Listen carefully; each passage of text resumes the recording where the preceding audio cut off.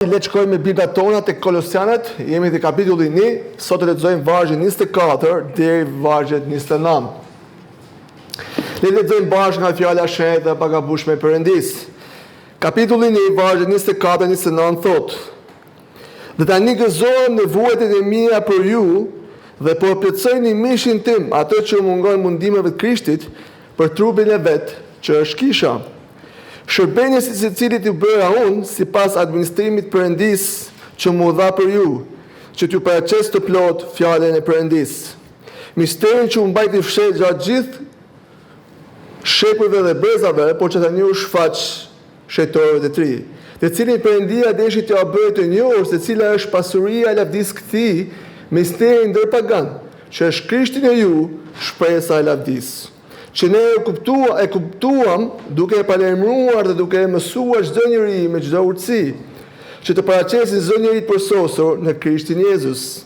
Por këtë dhe mundohem duke e përpjekur sipas veprueshmërisë së tij që vepron tek unë me fuqi. Amen. Amen. Mirë, kjo pjesë në fakt vjen pasi kemi parë me lart dy temat e fundit. Pra, dy tema që ishin para kësaj që lexuam. Kemi parë ato që supremacia e personit Krishtit, pra pari na ka shprehur, na ka treguar supremacinë e personit Krishtit. Dhe gjithashtu vazhdojnë na predikojnë mbi supremacinë e veprës së tij shlyese. Dhe apostulli Paul, duke qenë ai shërbenjes i të dyja këtyre pikave më lart, pra i Krishtit dhe ungjillit të tij, apostulli na sjell një perspektivë madhështore mbi shërbesën e tij supreme. Një perspektivë madhështore mbi shërbesën e tij supreme, pra që është predikimi i fjalës. Fakun ka e kam titulluar këtë predikim Shërbesa apostollore supreme ose shërbesa supreme. Të vargu 23 e mbyll në fund duke treguar se ai është shërbënies i ungjillit dhe i Krishtit. Vargu 23 thotë në pjesën e dytë që ju që keni dëgjuar që është predikuar çdo krijesë në qiell, të cilit unë pali ju bëra shërbënies. Pra kapitulli vargu 3 kapitulli parë 23 tregon që ai ishte një shërbënies i Krishtit dhe ungjillit të tij. Pali na kujton Kolosianëve thirrjen e tij për të predikuar ungjillin dhe gjithë këshillën e Perëndis. Pra ai po i thot Kolosianëve që është një thirrje e veçantë që Pali ka marrë për të predikuar ungjillin e Perëndis dhe gjithë këshillën e tij, si thirrja më e lartë e mundshme. Është thirrja më e lartë e mundshme. Në fakt, John Wycliffe, reformatori anglez i njohur e ndryshe si ylli i mëngjesit, shkroi për këtë thirrje. Dhe atë çfarë thotë ai? Për thirrjen e predikimit fjalës. Shërbimi më i lartë që njerëzit mund të arrijnë në tokë është të predikojnë fjalën e Perëndis. Dhe për këtë arsye Jezu Krishti vetë u mor kryesisht me predikimin dhe kështu vepruan apostujt e tij. Dhe për këtë Perëndia i deshi ata. Perëndia i deshi ata. Në shekullin e kaluar, Alexander White i shkroi një pastorit i dekurajuar dhe në moshë. Kishte predikuar për shumë vite, ishte i dekurajuar në një moshë të thyer, dhe ai për të inkurajuar mbi këtë thirrje të lartë i thotë: Engjëjt rreth fronit e kanë zili veprën tënde të madhe. Vazhdo dhe nxitu në hir dhe fuqi si predikuesi i ungjillit. Sepse është një thirrje e lartë, është një thirrje supreme që Perëndia na ka dhënë për të predikuar fjalën e tij. Në ditët tona Sangster, një predikues anglez tha: i thirrur për të predikuar, i ngarkuar nga Perëndia për të mësuar fjalën, një lajmëtar i mbretit të madh, një dëshmitar i ungjillit përjetshëm. A mundet të jetë në një vepër më e lartë dhe e shenjtë si kjo? Dhe për këtë detyrë supreme, në fakt Perëndia, thot ai, dërgoi birin e tij. Perëndia dërgoi birin e tij. Kjo është ajo që Pauli do na tregojë në këtë fjalë të tjera. Me fjalë të tjera, kjo është ajo që Pauli po na tregon në këtë vargje, shërbesën e tij supreme, e cila është të predikoj fjalën e Perëndis, të predikoj ungjillin e Jezu Krishtit.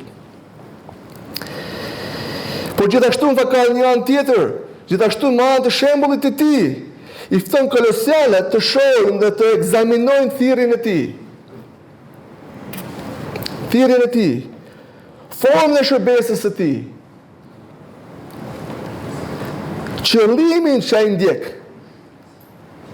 Pra gjitha këto, si dhe të njohin shenjat e vërteta të Perëndis, si predikues i vërtet i vullnetit Perëndis. A doni me pa një shërbetor të vërtet Perëndis, do ta shohim këtë shembull. Ai po thotë, a doni me pa që çfarë forme ka shërbesa e vërtet? Ai është duke pa këtë shembull.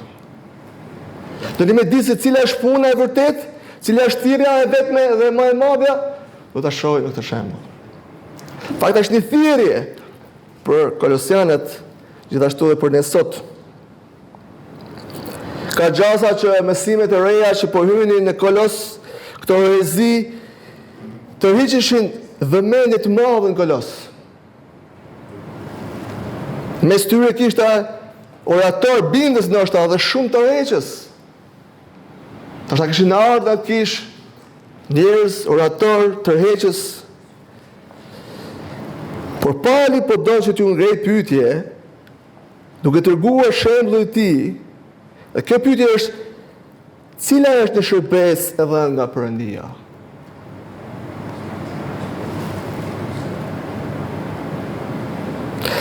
Çfarë është shërbesa autentike që mund të njohim si të tillë?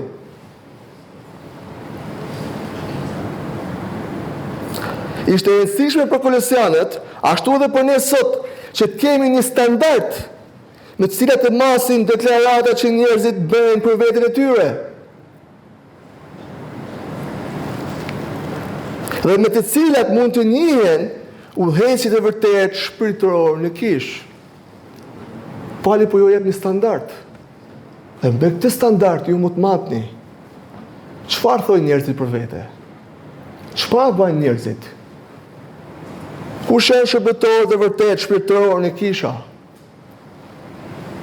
Si dallojmë ata?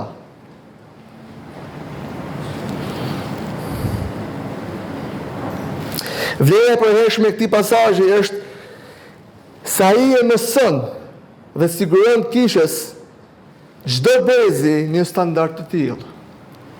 Na mëson dhe na siguron duke na treguar çdo brezi një standard të tillë që do shohim sot shërbesën e apostullit Jezu Krishtit, apostullit Paul.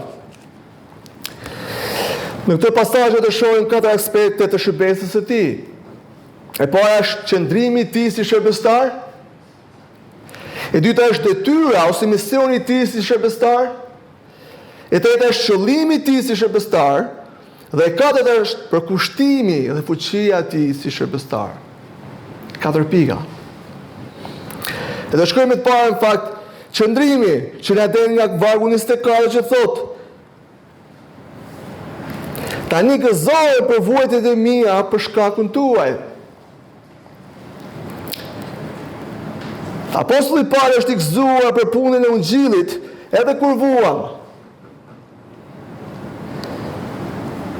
Dhe e dim se çfarë vuajtje hoqi ai për ungjillin dhe për kishën.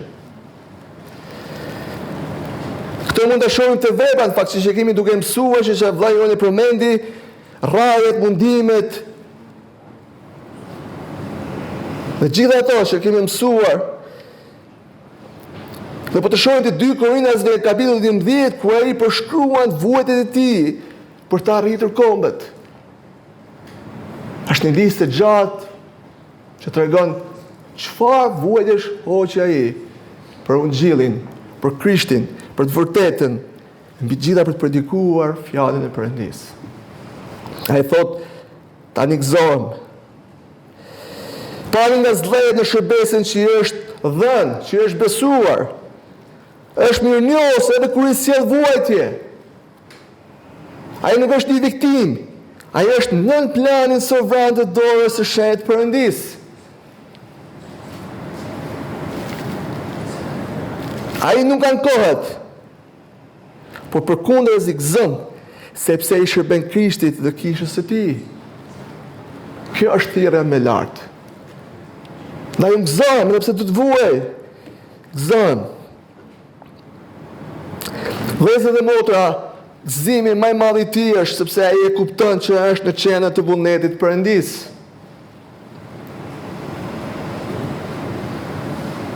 Kur apostujt u përndoshën dhe u rrafën, fjala e Zotit na thotë ata u gëzuan sepse e quajtën veten të denjë të përndiqen për shkak të Krishtit.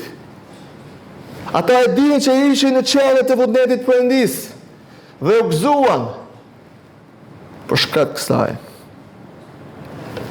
Tani po ta shohim këtë nga pikpamja laike, duket si mazokiste.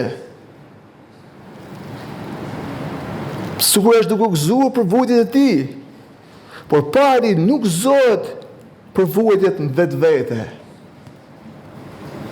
Ai e din që janë të vështira, ai e din që janë dhimbshme. Por sepse vuajtjet e tij sonë të mira kishës, dhe pari thot për shkakin tuaj gëzohem. Pa gëzohem në vuajtje për shkakun tuaj. Edhe pse vuaj, unë gëzohem për shkakun tuaj.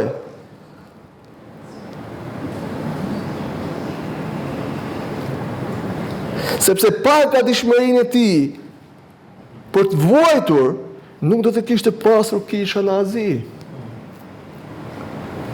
Po të kishte në e pari të shtëpia, nuk do të kishte pas kisha në Azi.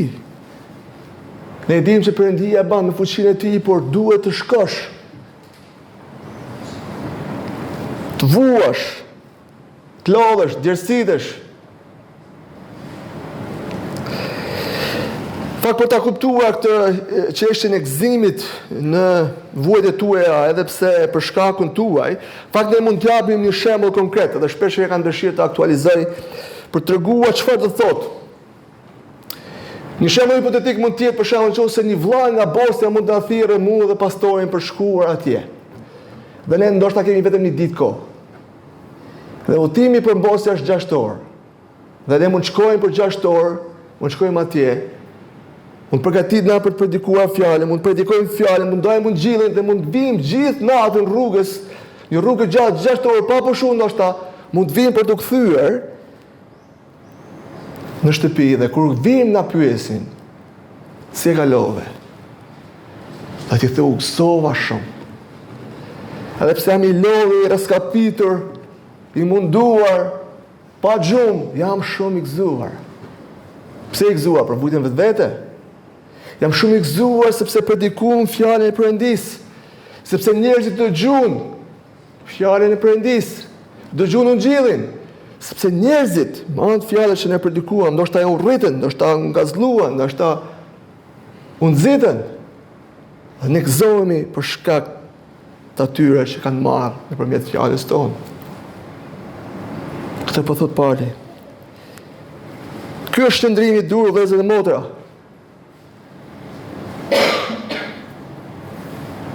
Ungjilli dhe ndërtimi i kishës, dëgjoj këtë, ungjilli dhe ndërtimi i kishës është preparuar gjithmonë përmes vështirësive misionare.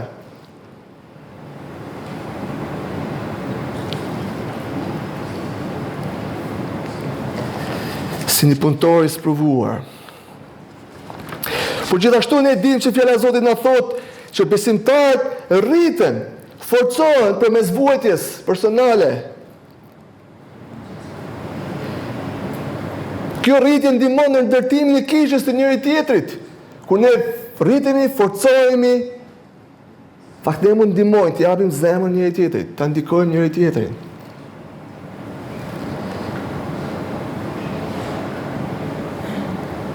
Dhe apostulli Paul po ndjek shembullin e Zotit të tij.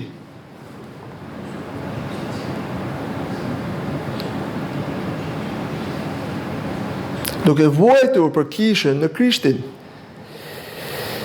Në pjesën e 2 të vargut 24, pjesa e 2 të vargut 24 thot: "Dhe po e plotësoni mishin tim ato që u mungon mundimeve të Krishtit për trupin e vet, që është kisha." Tash ky është një pasazh shumë i debatuar dhe i keq kuptuar. Dhe në fakt është nxjerrur gjithmonë nga konteksti. Apostulli Paul nuk po sugjeron që mund të shtoj asgjë veprës shpënguese të Krishtit. Veprës shpëtuese të Krishtit. Ai nuk mund të shtoj asgjë asaj. Ai nuk mund të bëjë asnjë vepër sakrifikuese për shpëtim, as për shpëtimin e vet, as për shpëtimin e tjerëve. Ne dimë që vepra është plotësuar, shpërmbushur në Krishtin, në gjakun e tij, në veprën e tij. Dhe në fakt ai ka thënë më lart gjithë këtë. Ai ka bërë të qartë këtë në pasazhe më lart. Në 14 thotë: "Në të cilën ne kemi shpëngim man gjaku i tij falën e mëkateve." Ne kemi marrë falën e mëkateve man gjaku i tij. Në 20 thotë: "Dhe përmes tij ti pajtoi të gjitha me veten e tij, pasi bëri paqe përmes gjakut të tij në kryq. Përmes tij si ato mbi tokë, si ato në qiell. Ne kemi bërë paqe me Perëndimin për shkak të tij, për shkak gjakut dhe veprës tij." Dhe 22 thotë: "Tani ju pajtoi në trupin e mishit të tij, mand vdekjes, që paraqes përpara vetes së tij të shenjtë, të patëmet dhe të paqërtueshëm." Perëndia e ka paguar, e ka përmbushur, e ka dhënë veprën e tij. Na ka pajtuar, ka derë gjakun e tij, na ka dhënë falën e mëkateve. Asgjë nuk mund të shtojë veprën shpëtuese të Krishtit.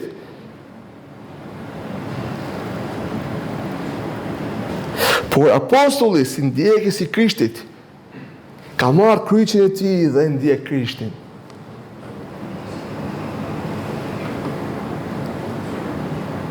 Kur besimtarët bashkohen me Krishtin, vuajnë bashkë me të, thot fjala e Zotit. Vuajnë për shkak të emrit të tij. Romakët 8:17 thotë: "Nëse jeni bi, jemi dhe bashkëtashimtar të Perëndisë dhe bashkëtashimtar të Krishtit, nëse vuajmë me të dhe përlefdohemi me të."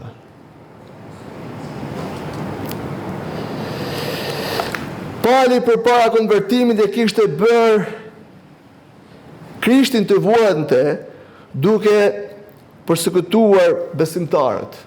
E kemi pa të veprat?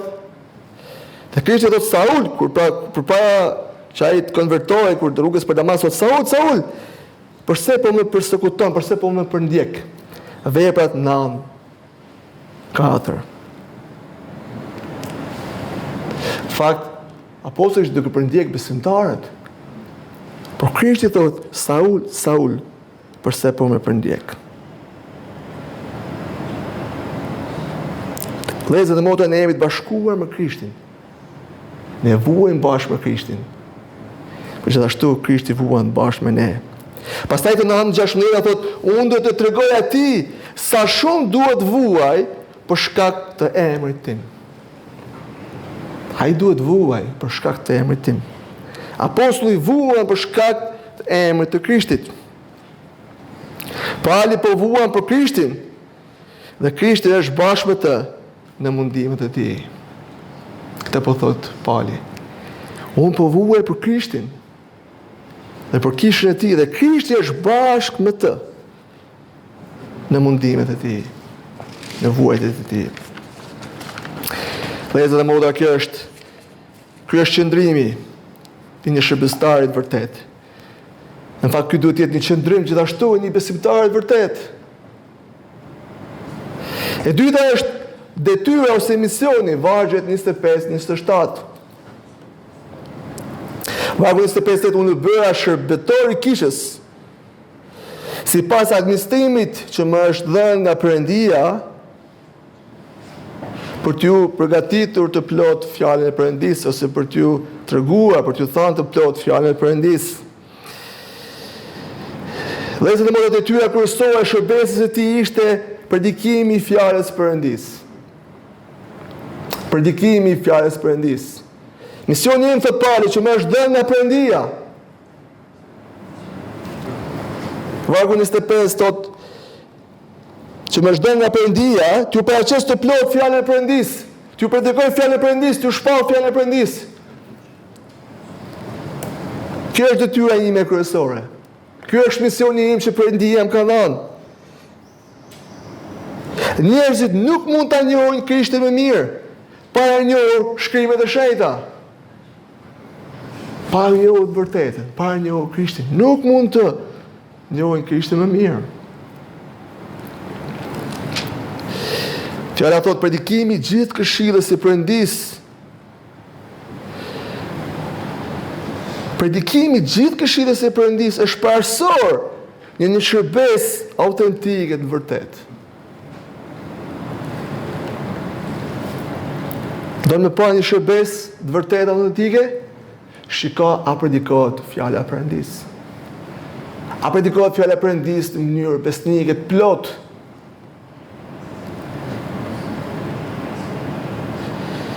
Pali e dinte se ishte thirrur për të shërbyer fjalës së Perëndisë dhe popullit Perëndis kishës.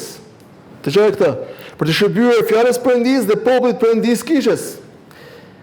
Sepse duke dhënë mësim fjalën e Perëndisë, i shërbente kishës së Perëndisë.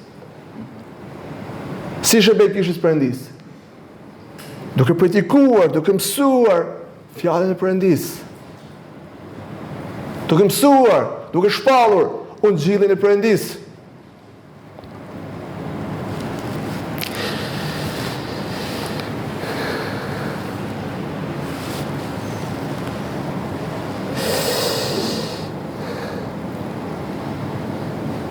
Pa shërbesin e fjalës dhe predikimin e saj në mënyrë besnike dhe pa pushim,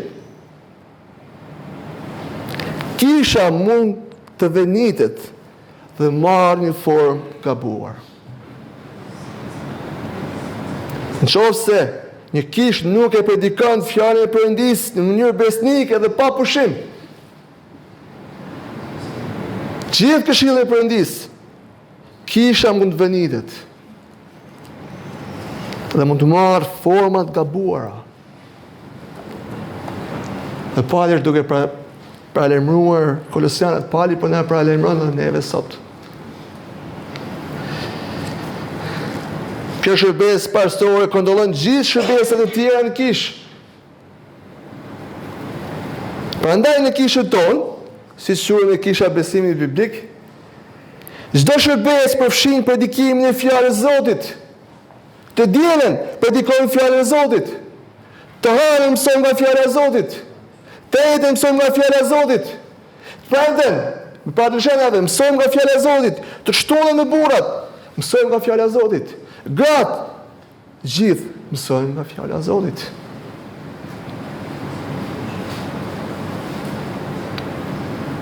Shërbesa parësor dhe kjo shërbes i udhëheq gjitha shërbesat e tjera në kishë. Vëllezër dhe motra, të dashur, asnjë shërbes shpirtërore nuk mund të ekzistojë e sigurt dhe e frutshme e ndarë nga fjala e Zotit. Çfarë do të bësh ti? Sa do i zgjuar ti jesh? Sa do orator që ti jesh? Në qoftë se ti je shkput shërbesin e Perëndisë nga fjala e Perëndisë, ai është e pasigurt dhe e pafrytshme. Shërbesa e Perëndisë duhet të qëndrojë e sigurt dhe e frytshme mbi fjalën e Perëndisë.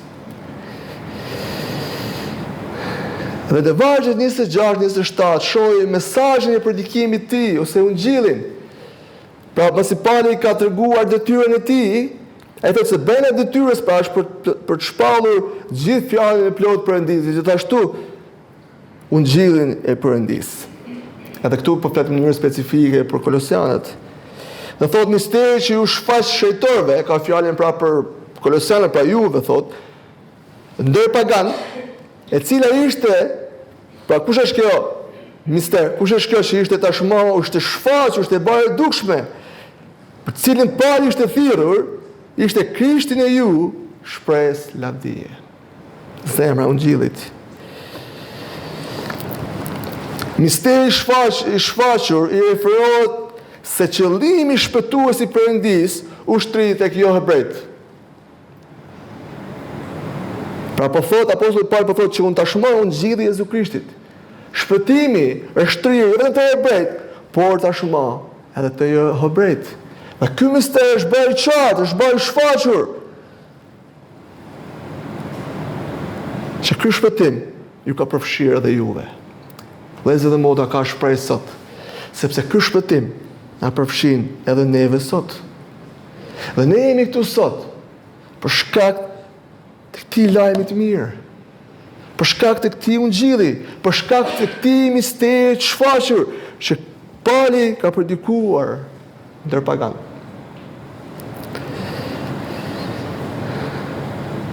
Në planin e Perëndis për shpëtimin tonë përfshin edhe paganët, po thot Pali, duke u shpëtuar me anë të veprës shlyese të Krishtit. Janë shpëtuar. Lavdia e këtij misteri, që tashmë është bërë njohur, thot Pali, është Krishti në ju, shpresa e lavdisë. Cili është ky mister? Krishti në ju, shpresa e lavdisë. Krishti në ju nënkupton që Jezu Krishti banon në zemrat e besimtarëve në Kolos. Krishti në ju po thotë që ai, Krishti, banon në zemrat e besimtarëve në Kolos. Që ata në anë të besimit janë bashkuar me Krishtin. Një pagan ka marrë ungjillin e Perëndis, ka besuar në Zotin e shpëtimtarin tonë Jezu Krisht dhe është bashkuar bashkë me Zotin e qiellit. Është bashkuar bashkë me Krishtin. Po thot apostulli Paul. Dhe kjo ndoshta shpresoj shumë që do të ketë marmit kolosianët. Ashtu siç na marmit ne sot. Që jemi të bashkuar me Krishtin për shkak të veprës së tij shlyese. Dhe të shpresa e lavdisë i referohet jetës së përjetshme. Shpresa e lavdisë. Nëse jemi bashkuar me Krishtin, do kemi jetën e përjetshme bashkë me të. Që hebrejt dhe hebrejt janë bërë bashkëtashikimtarë në Krishtin nëpërmjet ungjillit. Hebrej dhe jo hebrej, të bashkuar, bashkëtashikimtarë në Krishtin Jezus nëpërmjet ungjillit. Në të tashmë kemi marrë faljen e mëkateve dhe jetën e përjetshme. Në fakt, apostulli Paul ka shkruar një kapitull për të shpjeguar efesianëve këtë mister. Dhe ne në fakt do të shpjegoj vetëm sa vargje që flet për këtë të efesianët. Kapitulli 3 vargjet 4 dhe 6 thotë që ky mur u shemb, ja do të lexojmë bashkë. Dhe tashmë jemi një në Krishtin Jezus. Efesianët kapitulli 3 vargje 4 deri në 6 thotë: duke lexuar, pra duke mësuar shkrimet, ju mund të kuptoni cila është mundësia ime në misterin e Krishtit. Që nuk ju bëj një ndër bezat e tjerë bijve të njerëzve, ashtu si u zbulua tani apostëve të tij të shenjtë dhe profetëve në anë të frymës, që paganët jenë bashkëtashikimtar dhe bashkë një trup dhe bashkëpjesëtar të premtimit të tij në Krishtin nëpërmjet ungjillit. Amen. Ne jemi bashkëtashikimtar në Krishtin. Në këto pasazhe shohim se apostulli, vëllezër dhe motra, nuk i kishte zgjedh vetë detyrën e tij. Por u vendosa, thot, në administrimin e Perëndis për të kritikuar fjalën e Perëndis, për të shërbyer kishës Perëndis. Ai nuk ishte zgjedh vetë detyrën e tij. Ndryshe nga mësuesit e rrem në Kolos.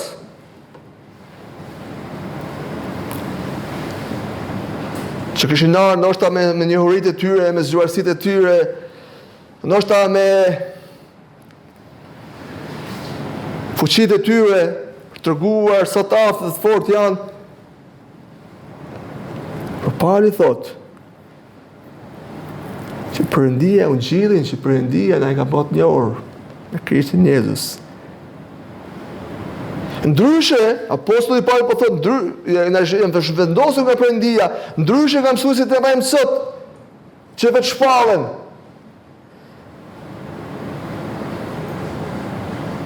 Dhe nuk predikojnë ato për të cilin Perëndia i therret shërbëtarët e tij. A do me njoft një mësues të rrem të vetë shpallur, dëgjon mesazhin e tij. Që nuk është ungjilli i pasur dhe i vërtet, që nuk është e gjithë këshilla e Perëndis, që nuk është fjala e Perëndis. Dhe fjala e Perëndis thotë për ju është Krishti në ju, shpresa e lavdis, ungjilli i vërtet. Dhe thot pra, që nuk e kam zgjedhur vetë, është administrim të Perëndis që mu dha për ju. Nuk ka dhënë nga Perëndia për ju. Ju dha nga Perëndia sipas pëlqimit të tij. Interesant është fakt që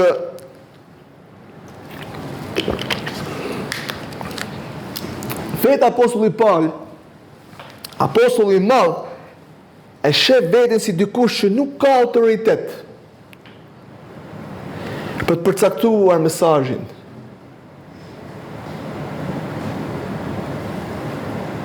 Nuk ka autoritet për të përcaktuar misionin.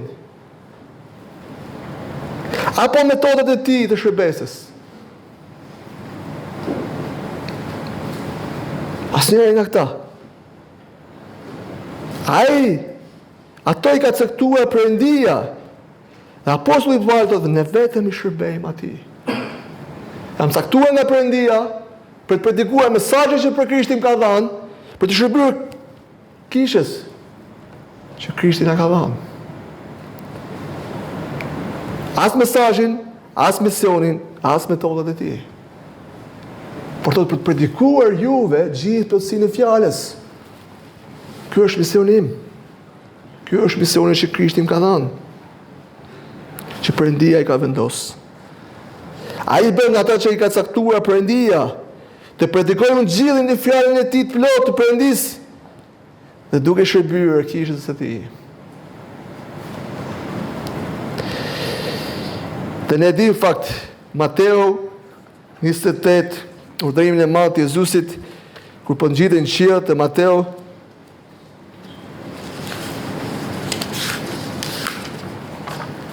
kapitulli 28, vargjet 19-20 thotë: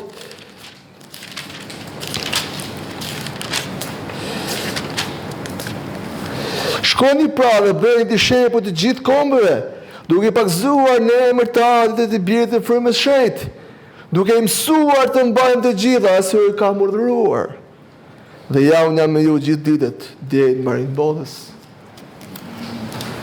Veta e motra apostulli Paul është në sinkron me urdhërimin e Perëndis, duke bërë dishepuj, dhe duke mësuar gjithë këshillin e plot të Perëndis, gjithë fjalën e tij.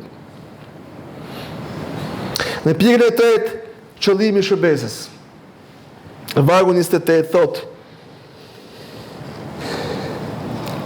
thotë qëllimi i Paulit, pra ose predikimi i Paulit ishte për të paraqitur besimtarët plot në Krishtin. Fjala këtu plot e ka të pjekur dhe të rritur plotësisht. Pa për të ndihmuar ata, për të rritur, për të pjekur, për të arritur në plotësi.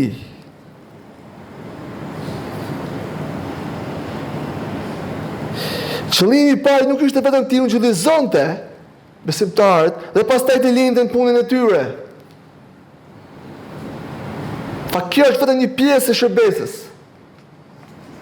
Por thotë jam caktuar për të shërbyer juve, kishës ti. Dhe kjo nuk është shërbesa e plot që ka një pastor. Sidomos të udhëtarët e stadiumeve, nuk është kjo shërbesa e plot. Por t'i paraqitur të plot besimtarët në Krishtin, të pjekur, të rritur, për të ndihmon të ata në rritjen dhe përkryerinë e tyre, me anë fjalës. Është një proces i gjatë, sfidues. Hebrej 4:12 sepse fjala e Perëndisë është e gjallë dhe vepruese, më mpres çdo shpatë me dy teja. Perëndia i kishte dhënë apostullit Paul fjalën e tij për ta ndihmuar kishën e tij, për ta bërë të plot, të pjekur. Dhe këto në këtë pastaj shohim 3 mënyra për të sjellë besimtarët në pjekuri. Ja 3 mënyra. E para është shpallja ose kumtimi. Këto thotë kumtimi pra shpallja. Ai shpall Krishtin dhe veprën e tij. Ai shpall ungjillin e Jezu Krishtit. Dhe kur predikimi sjell të kthyer në besim, ai thotë pastaj paralajmërimi, pastaj duke shërbyer ju me çdo paralajmërim. Dhe pastaj thotë me çdo mësim, me çdo urtësi. Pika e dytë është paralajmërimi. Pali kaloi kohë duke i paralajmëruar të gjithë, thotë, përmend 3 herë fjalën gjithë. Duke i paralajmëruar të gjithë. Që do të thotë duke i korrigjuar dhe duke i qortuar ata të gjithë. Duke i ndrequr, duke i korrigjuar, duke i qortuar ata të gjithë. Ai nuk u tërhoqi nga kjo detyrë. Sepse vëllezër e motra ishte e rëndësishme të arrinin këtë pituri, man kësaj paralajmërimi, man qortimit, man korrigjimit, që ai bante man fjalën e Zotit.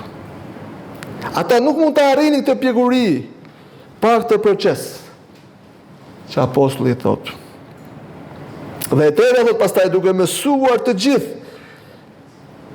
Ai kaloi kohë pastaj duke mësuar të vërtetën e Perëndisë.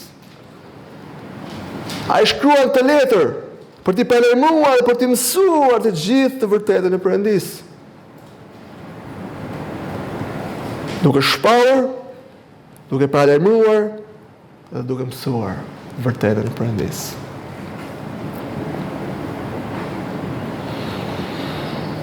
Te pika 4 është përkushtimi dhe fuqia e tij.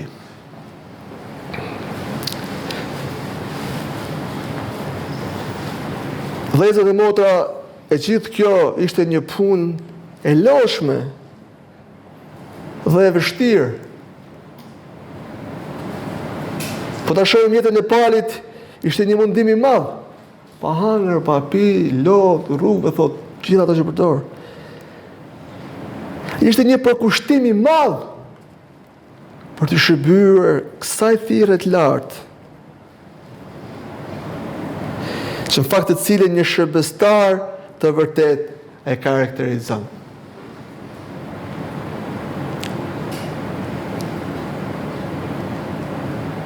Pali po thotë, shifni mua. Në fakt të e banë të 2 Korintasve 11. Që keni me mua, thotë, një kam vurratat e mia në shtëpinë, thotë. Më shifni mua dhe shifni atë mësues të rem. Dhe këtë mund të dalloni nga përkushtimi i madh, nga mundimi i madh. Fjala këtu mundim nga e cila vjen edhe fjala agoni, që përdoret për stremonim të madh të një atleti apo një ushtari në luftë. Agoni. Por vëllezër dhe motra, Perëndia është besnik. Ai nuk e la fare në fuqinë e tij. Por thot, ai më fuqizon.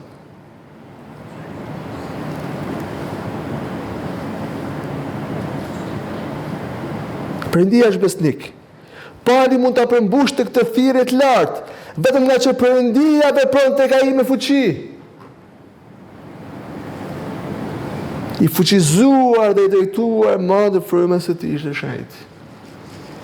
Ai nuk ishte i pashpresë. Edhe pse kishte këtë mundim, këtë përkushtim të madh. Ai gëzoi, sepse e dinte që hiri i Perëndis, fuqia e tij ishte bashkë me ta. Çfarë thotë Filipianë që kemi mësuar? Unë mund të bëj gjithçka, madh Krishti që më forcon. Në fakt për këtë e kam fjalën. Për të shërbyer thirrjes lartë, shërbesës së tij. Të dashur ne mund të edhe ne mund të përmbushim këtë thirrje me anë të fuqisë së tij.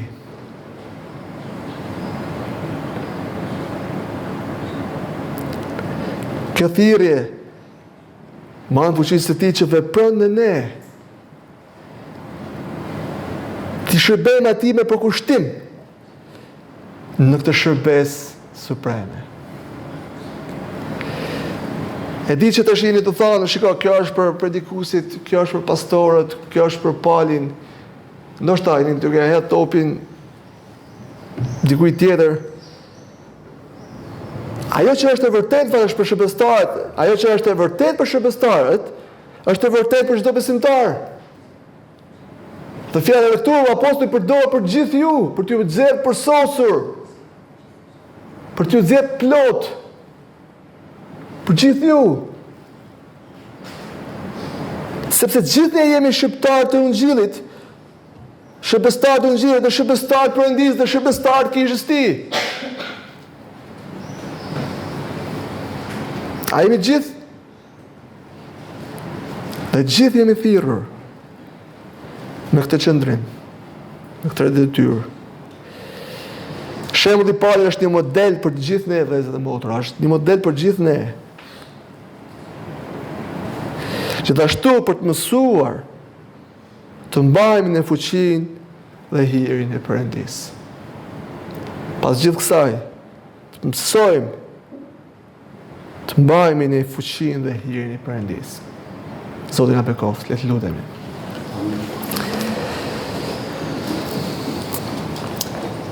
O Perëndi, ne jemi minjos për këtë pasazh të jashtëzakonshëm që ti ke zgjedhur Zot në sovranitetin tënd për ta vendosur aty sot. Që ke vendosur për ta vendosur në fjalën tënde që ne sot ta marrim dhe të mësojmë dhe të inkurajojmë dhe të rritem dhe të pjekna nëpërmjet saj, Zot. O Zot, lutna, ne e fuqi, ne e forcë, ne e hir, që të jemi si ky shembull, Zot, me këtë qëndrim. Të shërbejmë kësaj thirrjes lartë. Me këtë përkushtim, o Zot, që emri jot të lavdërohet, që Ungjilli jot predikohet, që shpirtrat të fitohen, o Zot, që kishat rritet dhe të pjeket për lavdinë e emrit tënd. Ki mëshirë për ne, o Zot, na fuqizo, na forco, o Zot. Kërkojmë për Teje. Në emrin e Jezu Krishtit lutem. Amen.